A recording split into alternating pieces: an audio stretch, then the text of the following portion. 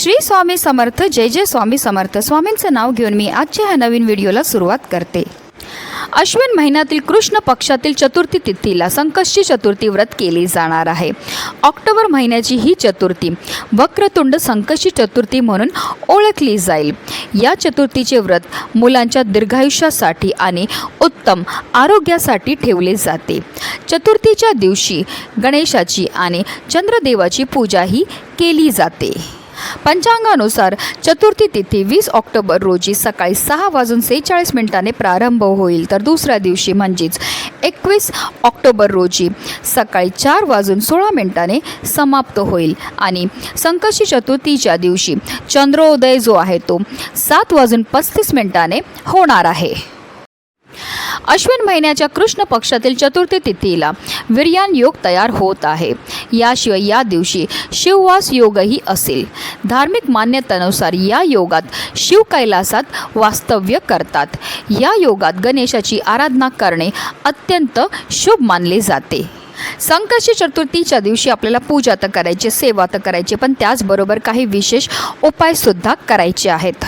आणि म्हणूनच आपल्याला संकष्टी चतुर्थीच्या दिवशी इथे अर्पण करायची आहे फक्त एक सुपारी.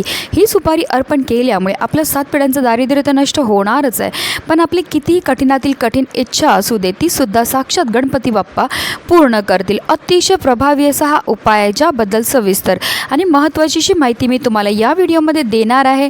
तर व्हिडिओ पूर्ण पहा आणि जर तुम्ही माझ्या चॅनलवर नवीन असतील तर चॅनलला सबस्क्राईब करा आणि शेजारी बेल आयकॉनसुद्धा प्रेस करा, जेणेकरून तुम्हाला माझ्या नवनवीन व्हिडिओचं नोटिफिकेशन हे मिळत राहील आणि तुम्ही एक पण व्हिडिओ मिस करणार नाही.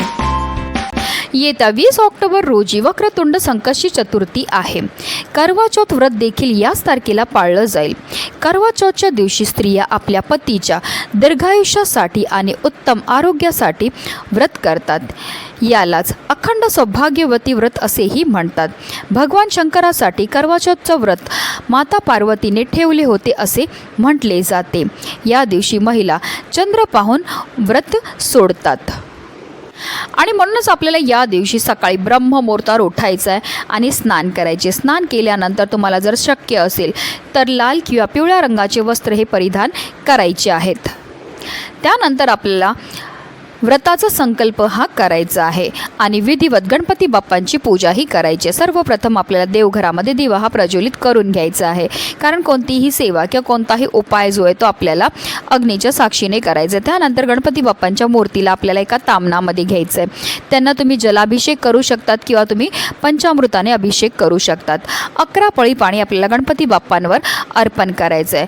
पाणी अर्पण करताना आपल्याला निरंतर ओम गण गणपते नमः या मंत्राचा जप हा करायचं आहे आणि गणपती बाप्पांना स्वच्छ पुसून पुन्हा त्यांच्या स्थानावर ठेवायचं आणि हे जे तीर्थ आहे ते आवर्जून आपल्याला आपल्या मुलांना प्यायला द्यायचं आहे. असं केल्यामुळे आपल्या मुलांच्या बुद्धीमध्ये वाढ होते. त्यानंतर गणपती बाप्पांना पिवळं चंदन किंवा लाल चंदन लावावं, तसेच शेंदूर लावावा आणि गणपती बाप्पांना आपल्याला जास्वंदाचं फूल तसेच दुर्वा अर्पण करायचे. ही दुर्वा अर्पण करताना आपल्याला आपल्या मनातली इच्छा बोलून गणपती बाप्पांच्या मस्तकावर किंवा हातावर ही जो दुर्वा अर्पण करायची. तसेच आपल्या मुलांकडनं सुद्धा आवर्जून आपल्याला आपल्या मुलांना गणपती बाप्पांना दुर्वा आणि जास्वंदाचं फूल हे अर्पण करायला लावायचं. तसंच त्यांच्याकडनं आपल्याला गणपती बाप्पांच्या मंत्राचा जपसुद्धा 108 वेळा करायला लावायचं. आता तुमची मुलं खूप लहान आहेत, त्यांना 108 वेळा म्हणणं शक्य नसेल तर किमान 1 वेळा तरी तुम्हाला त्यांच्याकडनं ओम गण गणपते नमः या मंत्राचा जप हा करून घ्यायचा आहे. तसेच तुमची मुलं मोठी असतील तर त्यांच्याकडनं गणपती अथर्व शीर्षमसुद्धा तुम्हाला म्हणून घ्यायचं आहे. ती लहान असतील तर तुम्ही म्हणा, त्यांनी श्रवण केलं तरीही चालणार आहे. ह्या सर्व सेवा गणपती बाप्पांच्या मुलांकडनं करून घेतल्यामुळे आपल्या मुलांना प्रत्येक क्षेत्रामध्ये भरभरून यश हे मिळत असतं. तसंच त्यांच्यावर कधीही कोणत्याही प्रकारचं वाईट संकटसुद्धा येत नाही. त्याचबरोबर गणपती बाप्पांना आवर्जून आपल्याला मोदकाचा नैवेद्यसुद्धा दाखवायचा आहे किंवा तुम्ही तिळाचे लाडूसुद्धा गणपती बाप्पांना अर्पण करू शकतात. काहीही तुम्हाला नाही शक्य झालं तर गूळ आणि खोबऱ्याचं नैवेद्य तरी तुम्हाला आवर्जून गणपती बाप्पांना दाखवायचं आहे. तसेच या दिवशी आपल्याला वक्रतुंड संकष्टी चतुर्थीची व्रतकथासुद्धा पठन किंवा श्रवण करायची आहे आणि गणपती बाप्पांची आरतीसुद्धा करून घ्यायची आहे. संध्याकाळी चंद्रोदय झाल्यानंतर आपल्याला चंद्राला जल अर्पण करायचं आहे आणि त्यानंतरच आपल्याला व्रत जे आहे ते सोडायचं आहे. अशा रीतीने आपल्याला पूजाही करायची आहे. त्यानंतर तुम्ही लगेचच हा उपाय जो आहे तो करू शकतात. हिंदू धर्मग्रंथांमध्ये पूजेसाठी काही खास वस्तू सांगण्यात आल्या आहेत. यापैकी एक म्हणजे सुपारी. हिंदू धर्मग्रंथांमध्ये सुपारीला जिवंत देवाचे स्थान आहे. त्यात सर्व देवांचा वास असतो असे मानले जाते.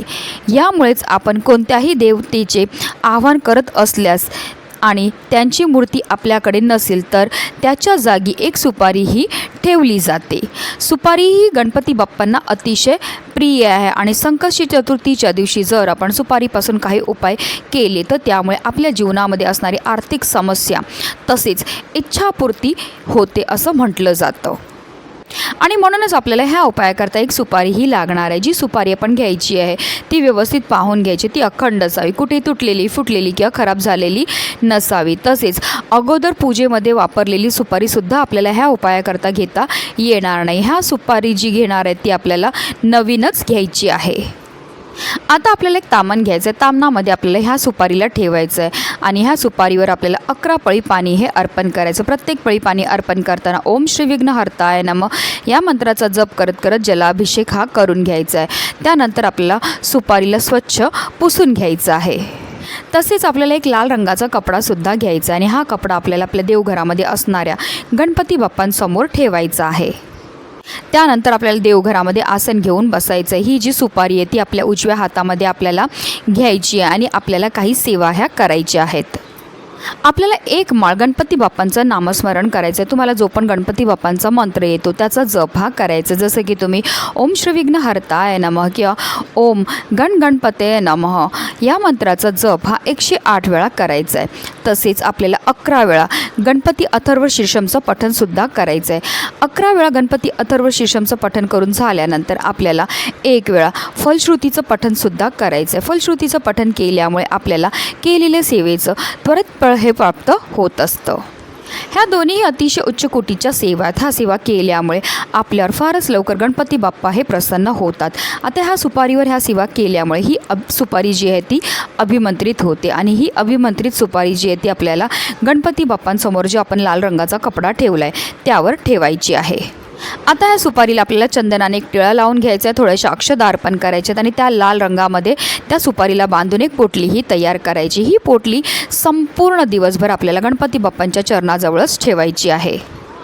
त्यानंतर आपल्याला संध्याकाळी काय करायचं, देवपूजा करून घ्यायची आहे. गणपती बाप्पांना धूपदीप अगरबत्ती दाखवून घ्यायची आहे आणि पुन्हा एकदा आपल्या मनातली इच्छा ही गणपती बाप्पांना बोलायची. आपल्या आयुष्यामध्ये असणारे जे संकट आहेत, विघ्न आहेत, दोष आहेत ते दूर करण्याकरता मनोभावे प्रार्थना करायची. आणि त्यानंतर ही पोटली जी आहे तिकडनं आपल्याला उचलायची आहे. आता ही पोटली एक तर तुम्ही तुमच्या पाकिटामध्ये ठेवू शकतात किंवा तुमच्या घरामध्ये जिथे तुम्ही धन ठेवतात म्हणजे तुमच्या तिजोरीमध्ये सुद्धा ठेवू शकतात. ही पोटली आपल्या तिजोरीमध्ये ठेवल्यामुळे आपल्या घरामध्ये माता लक्ष्मीचं अखंड आगमन हे होत असतं. आपल्या घरामध्ये धन येण्याचे अनेक मार्ग हे मोकळे होतात. ही पोटली जर तुम्ही पाकिटामध्ये ठेवली तर तुमचं पाकिट कधीही रिकामी राहत नाही. आता तुम्ही ही जर तुमच्या व्यवसायाकरता करणार असतील तर तुम्ही तुमच्या व्यवसायाच्या गल्ल्यामध्ये किंवा तिजोरीमध्ये सुद्धा ही पोटली जी आहे ती ठेवू शकतात. अतिशय प्रभावी असा हा उपाय आहे. हा उपाय केल्यामुळे आपल्या कष्टाला आपल्या नशिबाची साथ मिळते. त्याचमुळे जी अप्राप्त लक्ष्मी येते आपल्याला प्राप्त होते. श्री स्वामी समर्थ.